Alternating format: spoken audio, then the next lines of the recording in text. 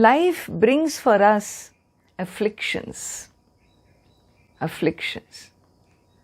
Why? Because it's my own karma phalam from before. And therefore, fears come. Disturbances come. Okay? And so, we are always pushing away, We're always looking for comforting situation. We're always pushing away discomfort because it brings sorrow. This brings happiness. So sorrow, happiness is what situations can bring. Actually, situations don't bring sorrow and happiness. Situation brings discomfort and comfort. My response to comfort is happiness. My response to discomfort is sorrow. And therefore, the person of wisdom moves away from what? This maturity being there, he recognizes in his discriminative understanding, he recognizes that this is how life is. I will always have both experiences, and therefore experiences being there, I must have a threshold to handle them and not manage through happiness and sorrow. Happiness, sorrow is not management. That response to comfort and discomfort is not really management. It is swinging, mind swings. Whereas, if there is a capacity to bear, the threshold for pain is there in me, then there is a deeper acceptance. And so the next verse he says, Dukkeshvanu dvigna manaha Sukheshu vigatasprihaha Vitaraga bhaya krodha Sthitadhir muni ruchyate. One whose buddhi is sthita, is stable, you call him a Muni, a sage. Why? Because Dukkeshu anudvigna manaha. So he is, free from a mind which is afflicted. There is no affliction when there is sorrowful situation, discomforting situation. His mind doesn't go into affliction.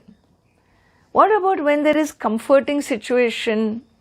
Well, his mind doesn't move to longing. And therefore, Sukheshu vigata sprihaha. Spriha is longing. Vigata means gone is longing for comfortable situation. Look at our own lives, no? Constantly looking for comfortable situation, constantly looking to avoid uncomfortable situation. As long as you can control this, you're okay. Many times you can't control. In fact, generally you can't control. Because unexpected things happen. So when I cannot control this, then what happens? I can't take it. Why can you not take it? Because I don't have a threshold. Therefore, instead of trying to control situations, control or build your capacity for threshold. And therefore, this threshold building is a very important quality this person has. And you see these days it's so much easier to see in YouTubes and whatnot.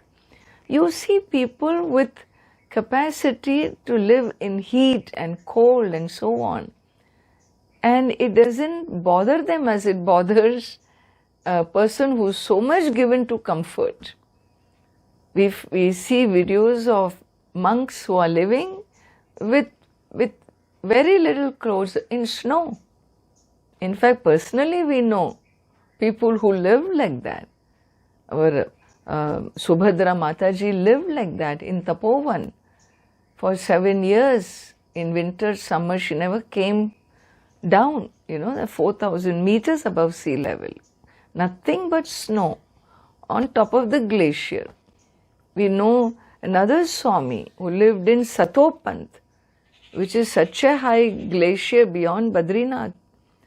And they lived there with very little food, very little clothes, but you should see their threshold. It's unbelievable. It's amazing. Amazing. The body is just there, for a picture to be taken, that's all. But for them, they don't see themselves even as body. A body becomes incidental to their life. Their life is completely absorbed in the very who they are, as divine beings. And therefore, this capacity, he says, this person, Vita Raga Bhaya Krodha, from him or her is gone Raga, like, Bhaya, fear, Krodha, anger. Anger comes when your karma is blocked. But if you're not working to fulfill karma, anger goes from this person. And fear comes where you worry what will happen. Fear is always of time, of space, fear. And for the timeless person, you know yourself as timeless being, then what is fear? Even death cannot bring fear to this soul.